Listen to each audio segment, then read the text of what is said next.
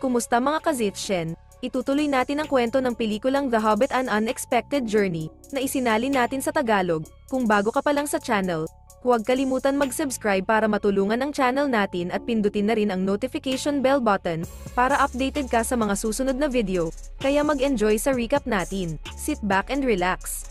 Balik ang eksena sa mga dwarfs, kung saan naglalakbay sila sa silangan sa loob ng ilang araw, hanggang makarating sila sa isang sirang bahay ng magsasaka, at naisip ni Gandalf na ipagpatuloy ang paglalakbay, sapagkat hindi ito ang tamang lugar para magpahinga, at makarating sa Hidden Valley, kung saan pwede silang humingi ng tulong kay Lord Elrond na isang elves, ngunit sinabi ni Thorin hindi niya kailangan ng tulong mula sa mga elves, sapagkat sa oras ng kailangan niya sila ay hindi ito tumugon sa anumang tulong.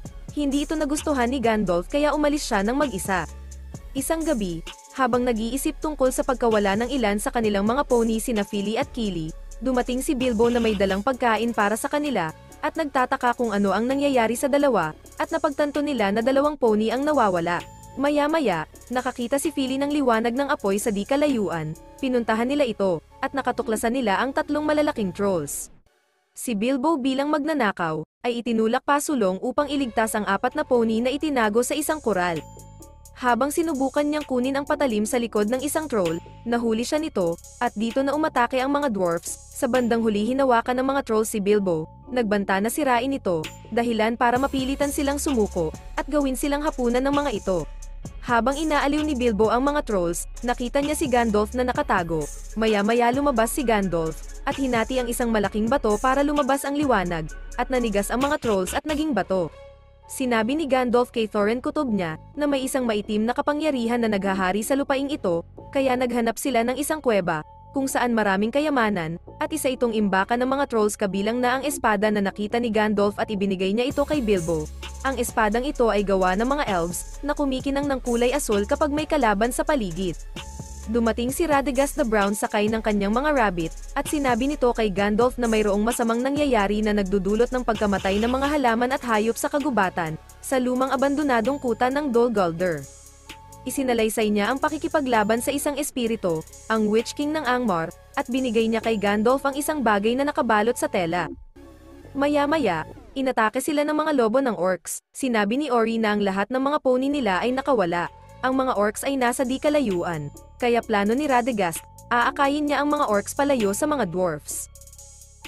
Ang paglalakbay nila ay tumawid sa isang maburol na lupain, habang ang mga orcs na nakasakay sa nakakatakot na mga lobo, ay hinahabol ang wizard na si Radagast. Gayunpaman, sa kakaiwas nila sa mga ito, nasundan sila ng isang orc, ngunit sa kalaunan ay napatay nila ito, at napansin ito ng iba pang mga orcs kaya inatake sila, hanggang sa nakakita ng pwedeng pagtaguan si Gandalf, isang malalim na siwang sa mga bato, bago dumating ang elves at napaalis ang mga orcs.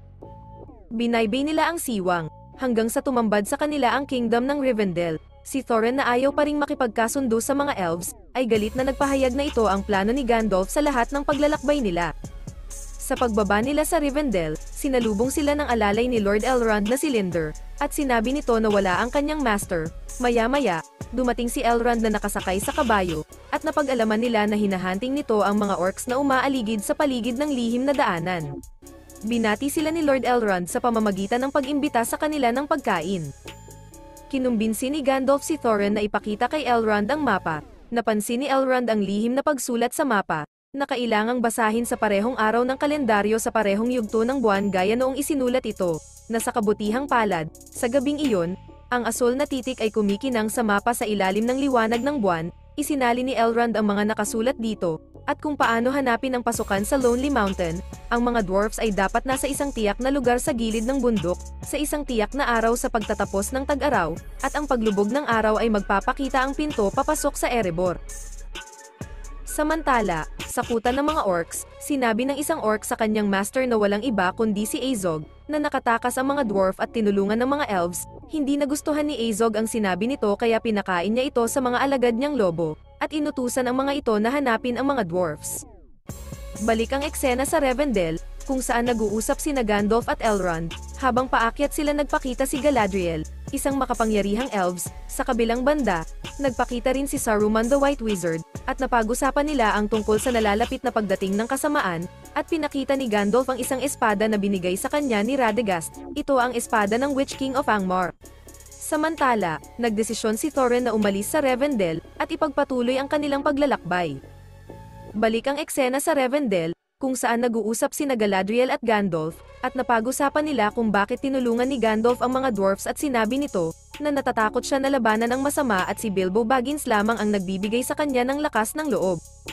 Balik sa mga dwarfs, patuloy ang kanilang paglalakbay hanggang sa makarating sila sa gilid ng bundok na bato. Maya-maya may nahulog na malaking bato sa ibabaw nila at nasaksihan nila ang pambihirang paglalaban ng isang higanteng bato sa kapwa nito, muntik nang mahulog sa bangin si Bilbo at nailigtas nila ito. Sa pagpatuloy nila, nakakita sila ng isang kuweba at dito nagpahinga sila. Naisip ni Bilbo na umalis sa grupo ngunit napigilan siya ni Buffer, at biglang kuminang ang espada ni Bilbo. Ang ibig sabihin nito may kalaban sa paligid, maya-maya nahulog sila sa isang butas, at ito pala ang trap ng mga goblin. Nahuli ang mga dwarfs ngunit si Bilbo ay naiwan at hindi siya sinama sa grupo, sapagkat ito ang dahilan kung bakit siya isinama ni Gandalf sa pakikipagsapalaran, ang hindi siya maamoy ng mga kalaban kabilang na ang mga goblin. Nawala sa kalituhan si Bilbo at bigla siyang hinarangan ng isang goblin at naglaban sila hanggang sa mahulog sila sa isang bangin. Samantala, dinala ng mga goblin ang mga dwarf sa kanilang hari na si Great Goblin, at nakilala nito si Thorin na anak ni Thrain. Napagtanto ni Thorin na si Great Goblin ay nakipagkasundo sa kay Azog para hulihin siya at ang mga dwarfs. Nagising si Bilbo sa pagkahulog. Nakita niya ang isang nilalang na malaki ang mata, at ito ay si Gollum, na umaatake at pinatay ang walang malay na goblin. Habang ginagawa niya ito, nahulog sa kanya ang isang gintong singsing at nakita ito ni Bilbo at itinago niya ito sa kanyang bulsa. Pagkaraan ng ilang sandali, nagpakita na si Gollum kay Bilbo at nagbabanta na kainin siya, kaya itinutok ni Bilbo ang kanyang espada sa kanya. Nagkasundo sila sa isang paligsahan, kung manalo si Bilbo, ituturo sa kanya ni Gollum ang daan palabas, pag natalo naman si Bilbo, kakainin siya ni Gollum. Si Bilbo at Gollum ay patuloy sa paglalaro ng hula-hula. Si Bilbo ang may huling tanong, at tinanong niya si Gollum kung ano ang nasa bulsa niya, at hindi ito nasagot ni Gollum at nanalo si Bilbo sa paligsahan. Napagtanto niya na nawawala ang kanyang singsing at na kay Bilbo ito, galit na galit si Gollum at tumanggi na panindigan ang deal, kaya hinabol niya si Bilbo. Samantala, ang mga goblin ay nagulat sa nakita nilang espada, at ito ang espada ng mga elves, sapagkat ito ang ginamit sa pagmasaker sa kanilang lahi. Maya-maya may isang sumabog na ilaw kung saan nagpakita si Gandalf, para tulungan ang mga dwarfs, at palakasin ang loob nila para lumaban sa mga goblin.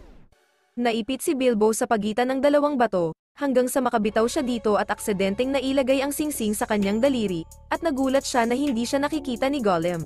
Si Gandalf at ang mga dwarfs ay patuloy sa pagtakbo, dumaan sila sa isang tulay na kahoy at napigilan ang pag-atake ng mga goblin. Patuloy ang kanilang pakikipaglaban hanggang makarating sila sa isang bahagi ng tulay kung saan tinambangan sila ni Great Goblin, at nilabanan ito ni Gandalf, na walang kabog-abog na napatay ni Gandalf si Great Goblin.